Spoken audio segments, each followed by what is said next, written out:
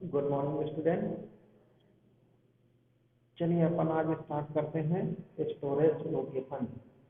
इससे पहले जैसे मैंने कल आप लोगों की क्लास ली थी, उसमें मैंने बताया था कि आप लोगों के सब्जेक्ट चेंज हो गए हैं और वो सब्जेक्ट कुछ चेंज हुए हैं, कुछ आपके वही सब्जेक्ट हैं।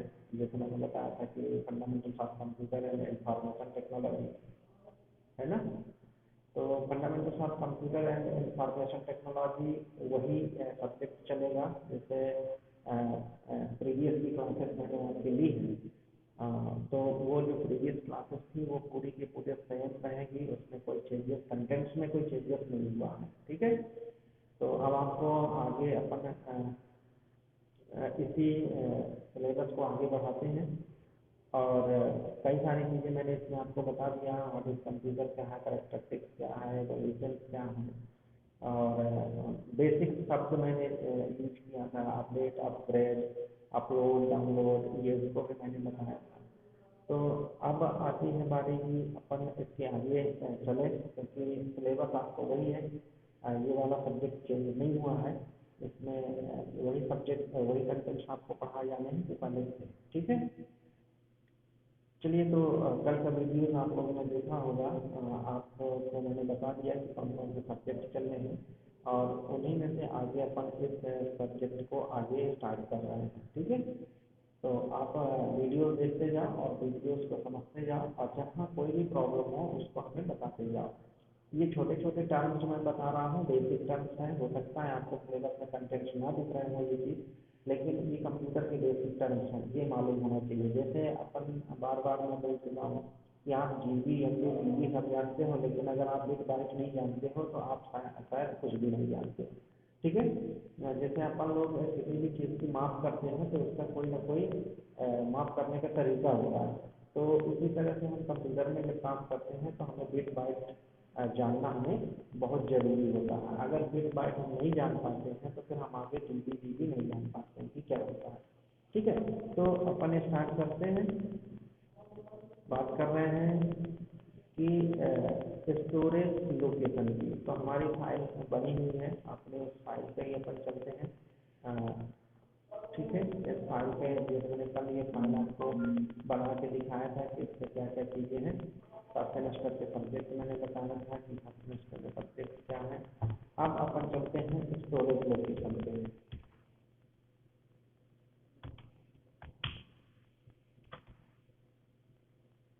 या सीधे से हम एक फाइल को ना खोल के एम एस वर्ड की फाइल खोल लेते हैं, ठीक है। एम एस वर्ड की फाइल पे ही सब कुछ रखते हैं क्योंकि वहाँ हमें फैकल्टीज ज़्यादा मिल जाएगी, ठीक है। तो मैं एम एस वर्ड की फाइल ओपन कर लेता हूँ, ठीक।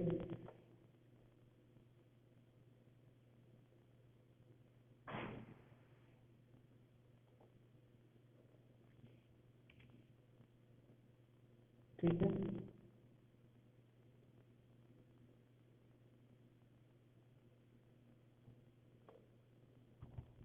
अब यहाँ देते हैं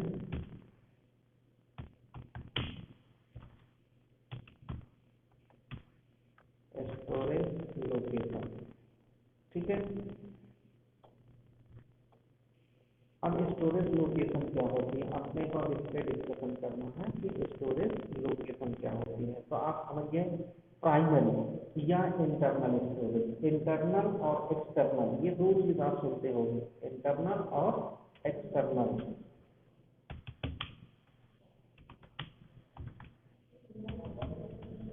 ये, ठीक। ये शब्द आप बार बार सुनते होंगे और इस शब्द का मतलब, इन दोनों शब्दों का मतलब जानिए। इंटरनल आंतरिक और एक्सटर्नल बाहरी, ठीक है। इंटरनल मतलब कि जो बात करें कि कंप्यूटर के अंदर ही इक्विपमेंट्स लगी हुई है, और एक्सटर्नल ये कहें कि वो इक्विपमेंट्स जो हम बाहर से लगाते हैं। जैसे आप कहें तो आपकी हार्ड डिस्क आप देखते होंगे अंदर भी लगी होती है, लेकिन एक्सटर्नल हार्ड डिस्क भी आती है।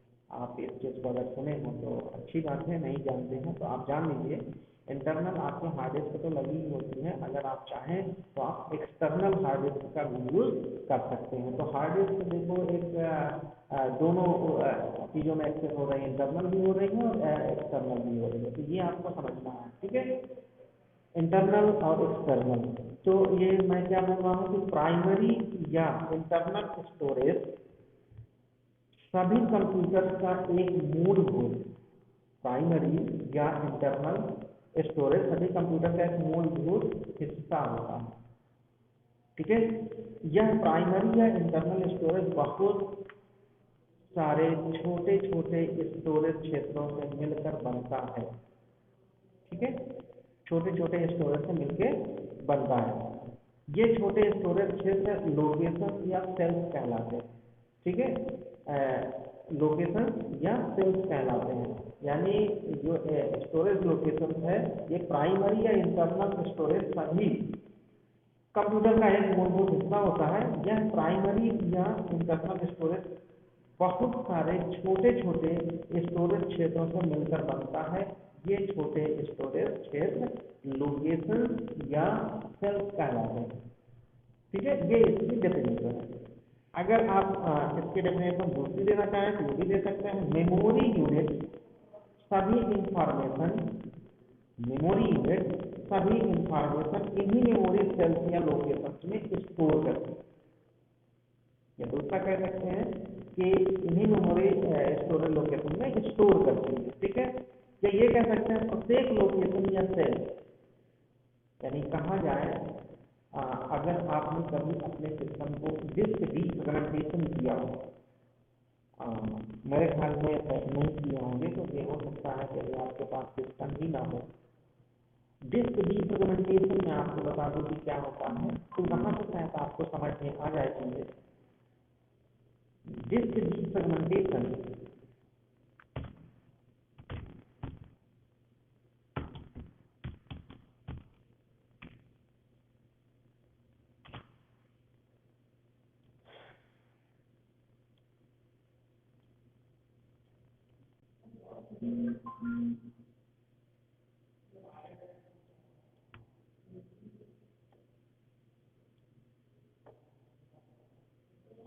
या मैं ऐसे कह सकता हूँ, शायद आपको कभी रेड ग्रीन ब्लू लाइन दिखी हो, या ये कह सकता हूँ कि एक टेबल की तरह आप इसको देख सकते हैं।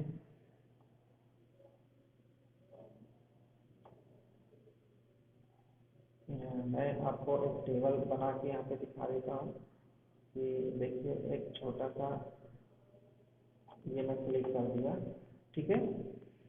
इसमें छोटे छोटे सेल्स पड़े होते हैं, या बहुत छोटे छोटे, ये मैं ऐसे करके आपको दिखा सकता हूँ, ठीक। और आगे चल के मुझे वर्ड भी आपको पढ़ाना है, वर्ड एक्सेल पावर पॉइंट, तो ये आपको मैं बताऊंगा कि किस तरह से आप काम कर सकते हैं, ठीक है। ये देखिए छोटे छोटे पॉइंट्स मान लीजिए बन गए, ठीक है, ये सेल्स कहलाते हैं, ठीक। शायद आपको सेल्स ना समझ में आ रहा है, तो एक्सेल में बाय डिफॉल्ट बने होते हैं, इसमें हम सिर्फ ये छोटे बड़े सेल्स बना लिए और इनको अपने अकॉर्डिंग हम इसको सेट कर सकते हैं, ठीक है। अब जहाँ मैं डिस्क डिफ्रेगमेंटेशन शब्द यूज किया हूँ, जब हम सिस्टम हमारा भर जाता है ना, जब हम टेस्ट लिखते हैं तो ये कहीं ना कहीं जाके स्टोर होता होगा, ठीक है। या मैं ऐसे समझा सकता हूँ कि आपकी सीट्स क्लास है और क्लास में बहुत सारी सीट्स लगी हैं, मान लीजिए 50 सीट्स लगी हैं और 50 स्टूडेंट्स हैं, तो जो स्टूडेंट्स पहले आता जाता है वो जाके सीट में बैठता जाता है, ठीक है। कोई आगे बैठ गए, कोई पीछे बैठ गए, कोई बीच में बैठ गए, जिसको जहाँ अच्छा लग रहा है वो वहाँ जाके बैठ गया, ठीक है। इसी तरह हमारी जैसे हमारा डेटा जाता है तो एक लोकेशन पे जाके सेट हो जाता है। अब ये जरूरी नहीं है कि आपके जाके एक क्यू पे बैठेगा कि इधर बैठेगा, इधर बैठेगा, इधर बैठेगा, इधर बैठेगा। यानी जैसे स्टूडेंट आता है तो कोई जरूरी नहीं पहली लाइन में बैठना शुरू किए तो पहली लाइन से दूसरा पीछे बैठेगा, उसका तीसरा उसके पीछे बैठेगा, अगर उसको लोकेशन मिल दिया गया, बताया नहीं गया, ठीक है। तो यहाँ भी वही चीजें होती हैं कि अगर हम डिस्क डिफ्रेगमेंटेशन कर देते हैं तो जो हमारी बिखरी हुई फाइलें होती हैं वो एक सीक्वेंस में जम जाती हैं और लास्ट का स्पेस हमारा बच जाता है, ठीक है। जिस तरह से यहाँ अगर हम क्लास में इसी तरह से कहते हैं कि जो भी स्टूडेंट आएंगे पहले ये वाले पेज खोल करेंगे, फिर ये वाले पेज खोल करेंगे, फिर ये वाला रो खोल करेंगे, ठीक है। तो उसमें क्या होगा कि एक तरफ का स्पेस आपका सेफ रह जाएगा। कोई नया स्टूडेंट आया तो उसको बोल दिए कि आप वो वाले चीज पे जाके देखो। तो यहाँ हमने क्या किया है, गाइड कर दिया। उसी तरह से यहाँ भी रिकमेंडेशन भी यही काम करता है कि अगर हमने कर दिया है तो वो फाइलों की जो गार्बेज वैल्यू है उनको एक तरफ करके सेट कर देगा और स्पेस जो होगा वो स्पेस निकाल देगा और आपकी फाइलें जाके फिर से सेव होना वहाँ शुरू हो जाएंगी, ठीक है। एक सीक्वेंस बना देगा, ठीक।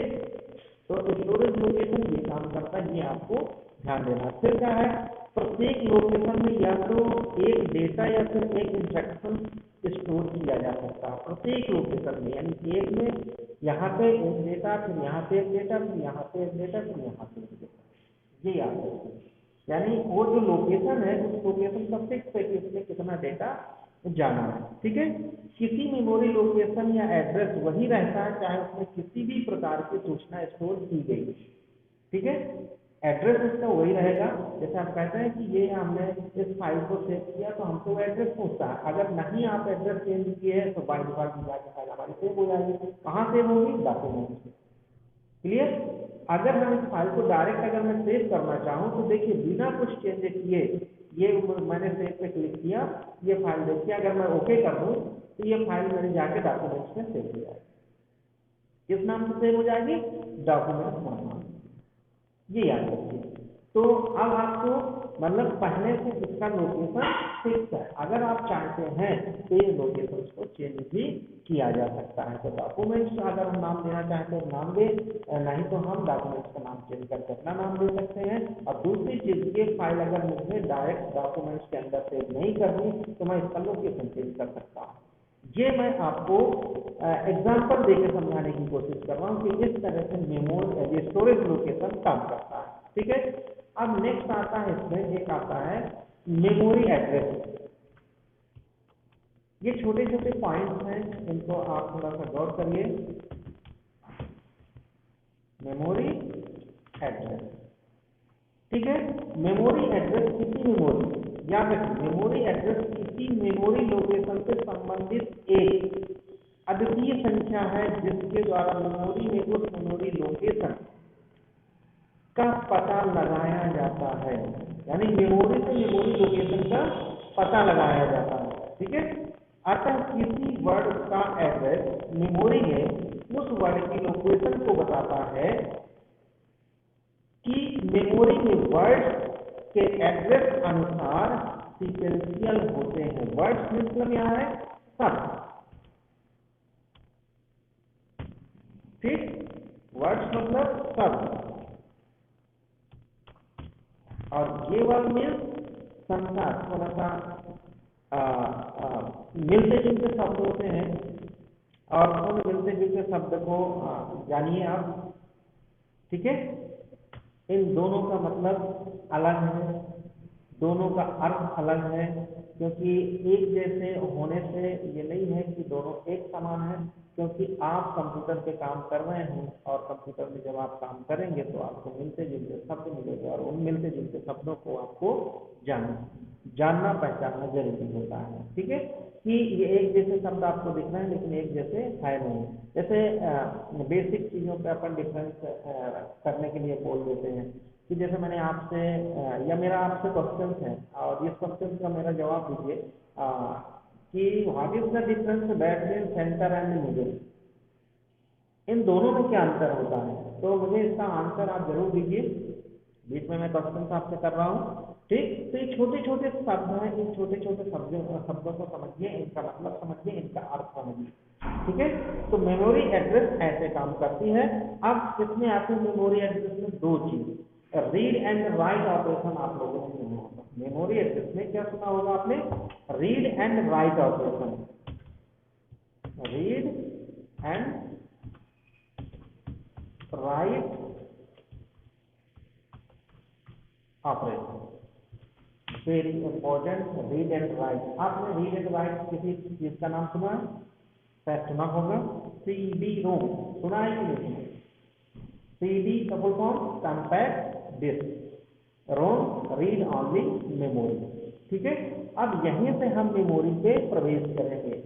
यानी मेमोरी कितने प्रकार की होती है, कौन सी मेमोरी क्या काम करती है। इसके पहले वाले जो 4-6 दिन पहले वाले लेक्चर मैंने बताया था, उसमें आपको मैंने बोला था कि बहुत जल्दी हम मेमोरी में आने वाले हैं, मेमोरी को समझाने वाले हैं, मेमोरी क्या होती है। ठीक है, रीड एंड राइट ऑपरेशन। तो आप सबसे पहले इसमें देखिए कि रीड ऑपरेशन हम जानना चाहते हैं कि रीड ऑपरेशन क्या होता है, राइट ऑपरेशन क्या होता है। तो आप यहीं देख सकते हो रीड ऑपरेशन,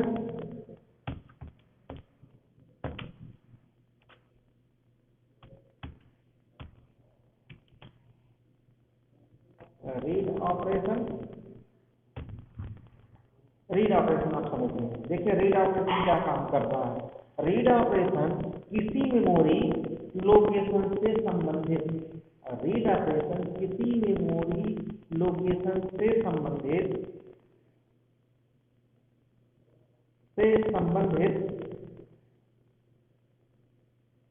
डेटा को रीड करना, डेटा को रीड कर लेना रीड ऑपरेशन कहलाता है। रीड ऑपरेशन हेतु रीड लाइन या सिग्नल हाई होना आवश्यक होता है। शायद आप ये सेंटेंस नहीं समझ पाए होंगे। मैं ऐसा कह सकता हूँ कि जब हमारा डेटा को रीड किया जाता है, ठीक है, जब हमारे डेटा को रीड किया जाता है, यानी सीडी ड्राइव आपकी होती है कंपैक्ट डिस्क, उस पर आप देखते होंगे कि आपकी एक ड्राइव लगी होती है जिसमें हम एक सीडी लगा के मूवीज भी देख सकते हैं। शायद आप लोगों ने देखा होगा, लैपटॉप में भी आती है, आपके डेस्कटॉप में भी आता है, और उसमें हम सीडी लगाते हैं तो आप देखते होंगे कि हमारी सीडी वहाँ पे बड़ी तेजी के साथ घूमती है और वो आप मूवीज जो भी हैं वो आप देख पाते हैं। ठीक है, एक्चुअल इसमें दो ही ऑपरेशन होते हैं, एक होता है रीड ऑपरेशन, एक होता है राइट ऑपरेशन। रीड ऑपरेशन जैसे मैंने कहा कि किसी मेमोरी लोकेशन से डेटा को लेना, किसी मेमोरी लोकेशन से डेटा को लेना, यानी उस डेटा को जब हम लेते हैं तब रीड ऑपरेशन कहलाता है। ठीक है, रीड ऑपरेशन में हमारा डेटा ऑन होता है, ऑन मतलब कि सिग्नल हाई होता है, यानी कहा जाए कि ऑन होता है। ठीक है, ये आपको देखना पड़ेगा। और ऑन का मतलब होता है रीड बराबर 1, यानी 1 होगा। और मैंने शायद इसके पहले की क्लास में आपको बताया था, वो बताया था कि 0 और 1 यानी हाई और लो का ही खेल। तो यहाँ पे अपन क्या बताया कि ये राइट जब करते हैं तो डेटा हमारा हाई होता है और रीड बराबर होता है डेटा 1। ठीक है, क्लियर। अब इसी में अगर राइट की मैं बात करूं तो किसी या मैं ऐसे एग्जाम्पल इसको दे सकता हूं कि रीड बराबर 1। ठीक है, ये आपको ध्यान देना था, रीड बराबर 1। राइट ऑपरेशन किसी मेमोरी लोकेशन में डेटा को इंटर कराना, प्रविष्ट कराना या इंटर कराना, स्टोर करना राइट ऑपरेशन कहलाता। अब देखिए रीड क्या हुआ, पढ़ा उसने डेटा को, अब हम चाहते हैं कि ये डेटा को हमने स्टोर कर दो। फॉर एग्जाम्पल अभी ये पूरा का पूरा डेटा जो मैं लिख रहा हूँ इसको आप रीड कर रहे हैं, मैं भी रीड कर रहा हूँ। ठीक है, लेकिन अगर मैं दूसरे वे में बोलूँ कि ये डेटा मेरा भी सुरक्षित नहीं है, ये डेटा अगर मैं बंद कर दूँ, यहाँ से फाइल क्लोज कर दूँ और नो कर दूँ तो मेरा पूरा का पूरा डेटा चला जाए। यानी कहा जाए कि मैं अभी इसको राइट नहीं किया, यानी इसको मैंने सेव नहीं किया, और अगर मैं इसको सेव कर दूँ तो मैं अपने डेटा को दोबारा भी एक्सेस कर सकता हूँ। क्लियर। ठीक है, ये आपको ध्यान देना है। तो रीड और राइट ऑपरेशन किस तरह से काम करते हैं। तो रीड ऑपरेशन हो गया, अब राइट ऑपरेशन। तो राइट ऑपरेशन क्या करता है,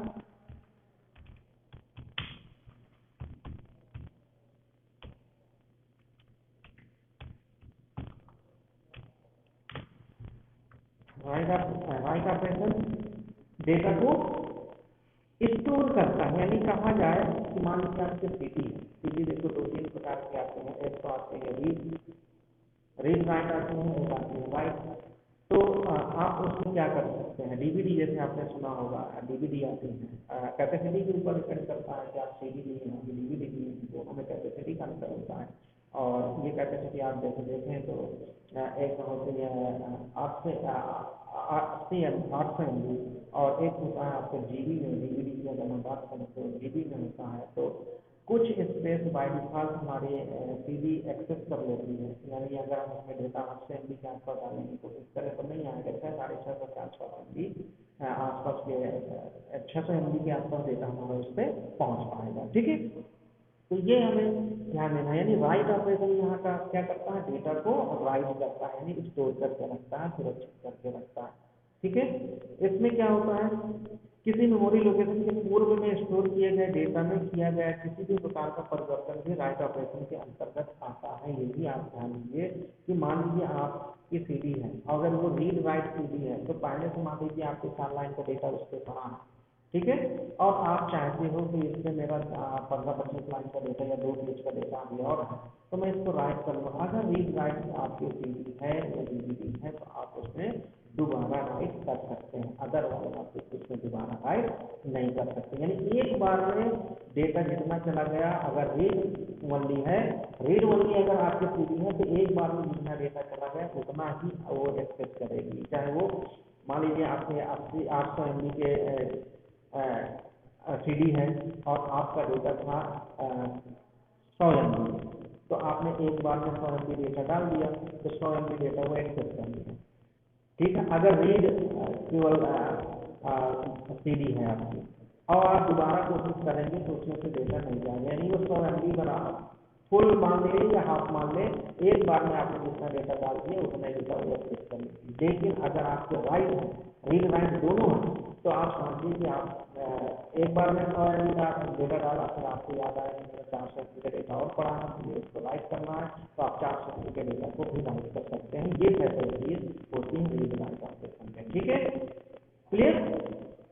तो अब मुझे लगता है कि आपको समझ में आ गया होगा कि रीड और राइट ऑपरेशन क्या काम करना है। तो यहाँ भी राइट बराबर होता है 1, ठीक, तो राइट बराबर 1 होता है। तो मैं ये समझाने जा रहा था कि सीडी के ऊपर डिपेंड करता है या आपके परचेज के ऊपर डिपेंड करता है कि जब आप उसको खरीदते हैं तो वो क्या है, रीड बस है कि रीड राइट है। ठीक है, अब मैं थोड़ा सा अंतर यहाँ और क्लियर कर देता हूँ, जैसे डीवीडी और सीडी।